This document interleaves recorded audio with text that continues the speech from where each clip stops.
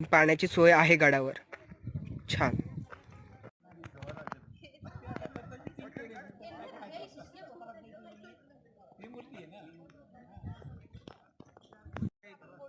आता जो आपण आपल्या मागं तलाव बघतोय तो त्र्यंबक तलाव आहे.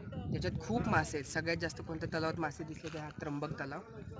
पाणी त्याचं ॲव्हरेजली चांगलं आहे, पण गडावर असलेल्या अनेक तलावांपैकी हा एक तलाव आहे जो आल्याला आपल्याला महादरवाजापाशी जवळ दिसतो, ज्याच्या शेजारी महादेव मंदिर आहे. स्वतः पण महादेवाचं मंदिर होतं.